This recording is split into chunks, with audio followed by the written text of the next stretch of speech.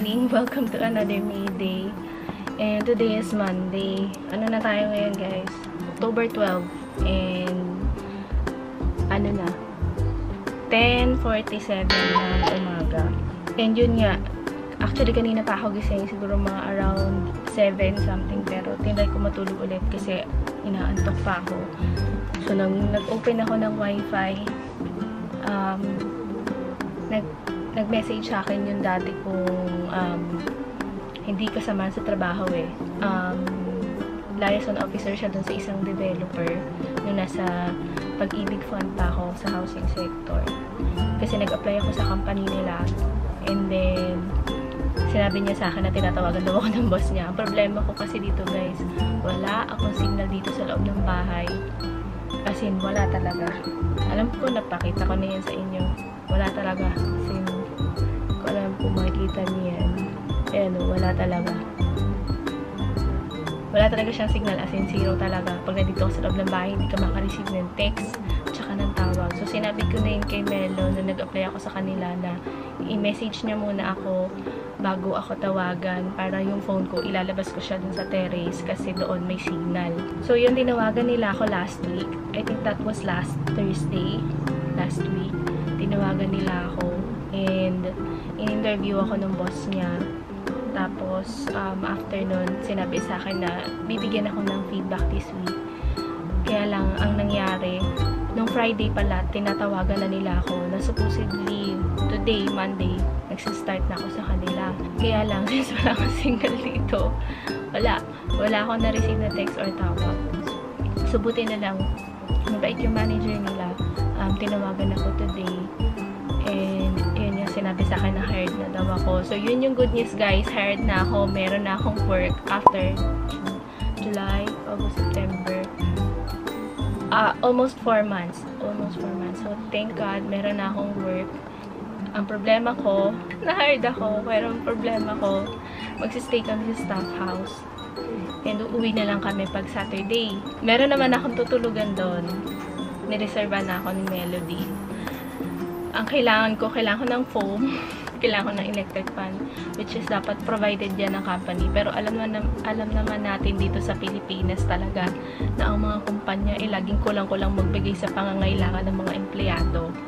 So, wala akong magagawa kundi i-provide yan para sa sarili ko. Pero, hindi ako bali mag-inarte ngayon kasi kailangan ko ng work.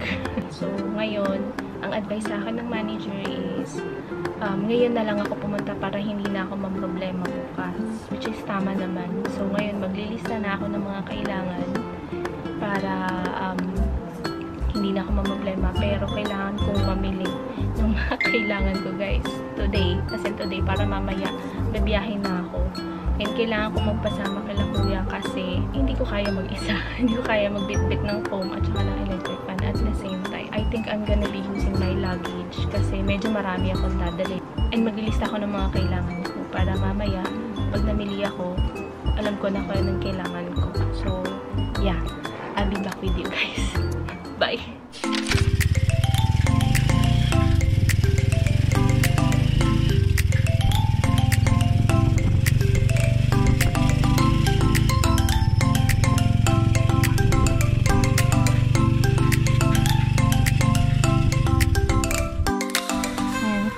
Sabayan kung lang ganit ko. Naghanap kami ng foam. Sabayan ang binyan. Sabayan, manager.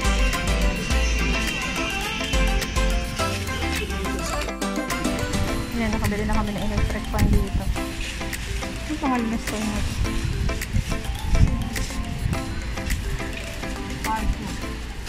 Ano na, guys, 2:51 na pala. Nakauwi ko lang, guys. Namili ako ng mga kailangan. So, ito yung mga binili ko.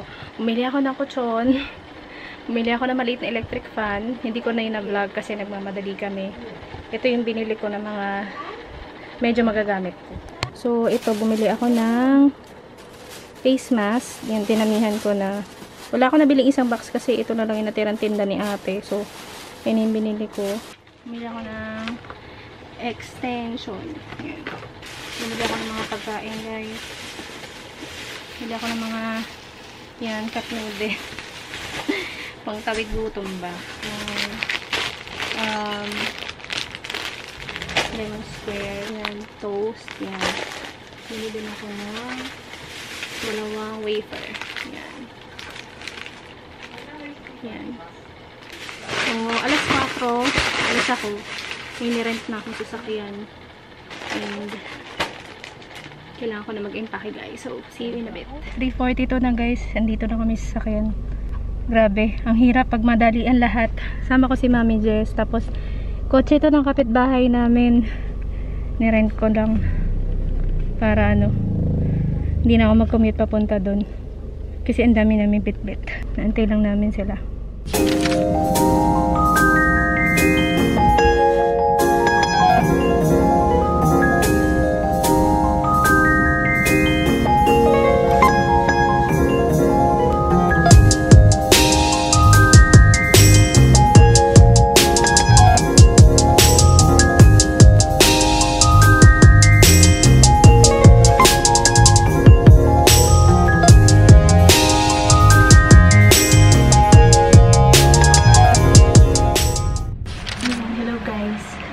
Hihinaan ko lang yung boses ko.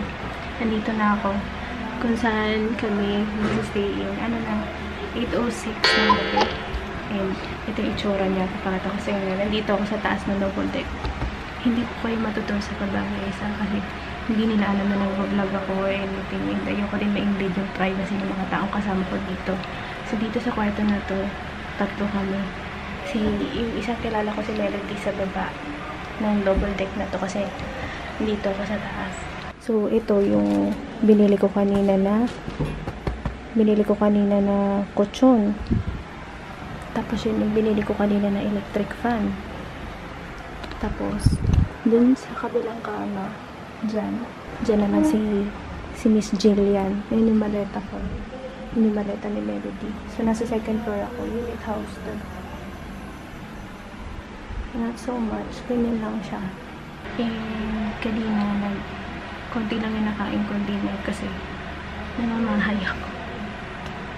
Ganyan ako guys, kung nasa bagong lugar ako kasi pag alam ko na magsistay ako sa isang lugar and hindi ako at ease or pag hindi talaga yung loob ko body rin, ganun, hindi ako makakain ng maayos, hindi ako makatulog ng maayos. So for now, mag-start ako bukas. Si Miss Jillian, yung kasama ko dito kanina, sinamahan niya ako kanina bumili ng food kanina sa labas. Hindi ko na yung vlog kasi nahihiya ako mag-vlog around them. Kaya na ako nakapag-vlog ngayon kasi nasa CR siya, naliligo. And ayun, so far okay naman, maayos naman yung namin dito, tinitirhan namin dito. And kanina pa umalis sila Mami Jess. Actually dumating kami dito siguro mga past 6 na.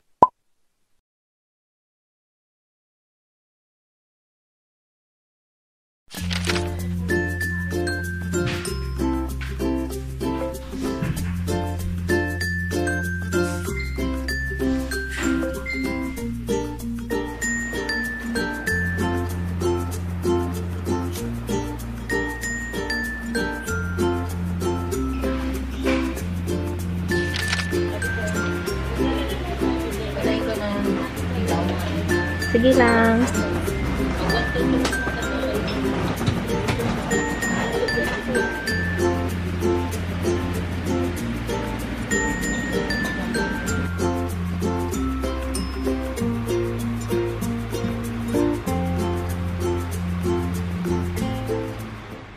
Hi guys! Welcome to another Mayday. Ano na, 12:05 ng tanghali. Ano tayo ngayon? October 17. So, andito pa ako sa room. Andito ako sa staff house. And mag-i-impake na ako, guys, ng mga iuuwi ko sa bahay. So, yan, may salamin dyan. Hindi ko alam kung paano yung gagawin natin pauwi. Yung way natin pauwi. Pero, bahala na. Half day lang kami ngayon. Today it's Saturday. So, mag-impake muna ako, guys. I'll be right back. Ayan guys, ano na, 12:40. Nakapag-impake na ako. Ayan, ito yung bag ko. Nakapag-impake na ako. And, here's the figure out para uuwi. Hindi na ako siguro guys mag-vlog. Baka mag-vlog ako next sa bahay na. So, see you na lang sa bahay.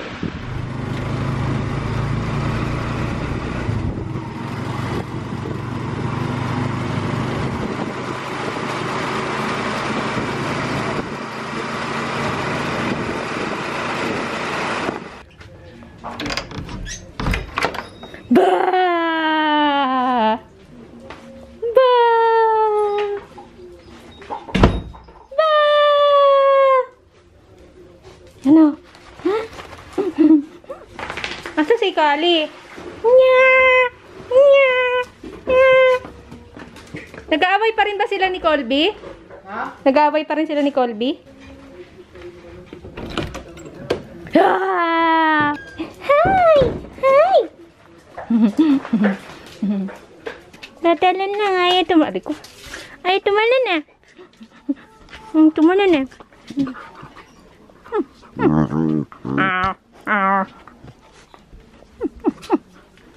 Kamusta naman kaya? Ha? Kamusta naman kaya? Ano ba yan, Colby? Hi guys, ayan, ano na, 4:17 na ng hapon. And grabe yung naging biyahe ko.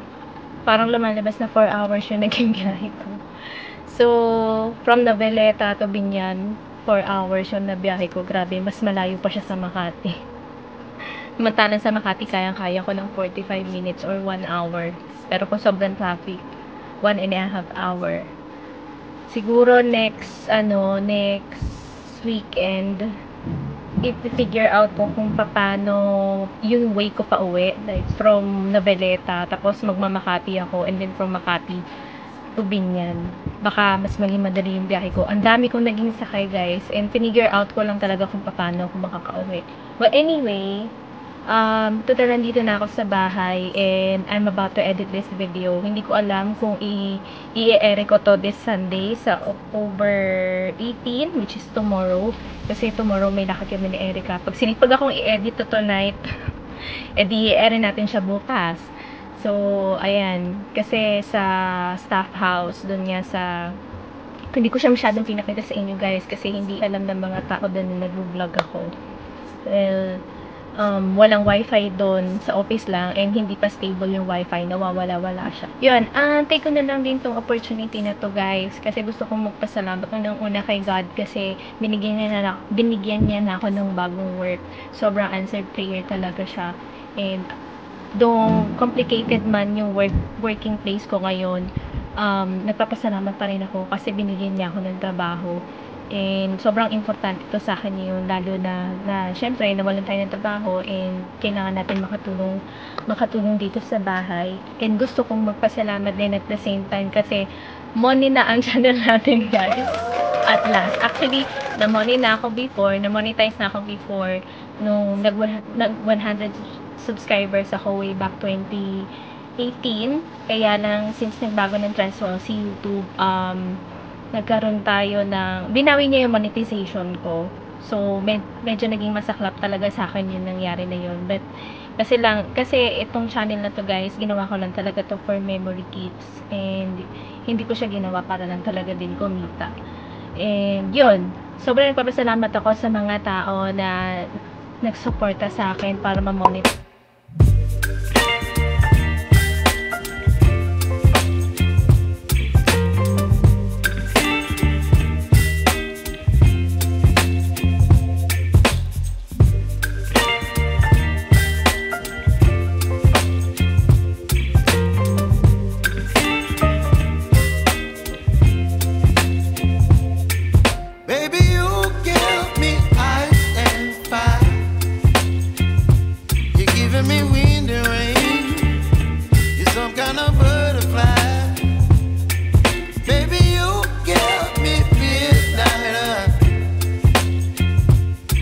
Up my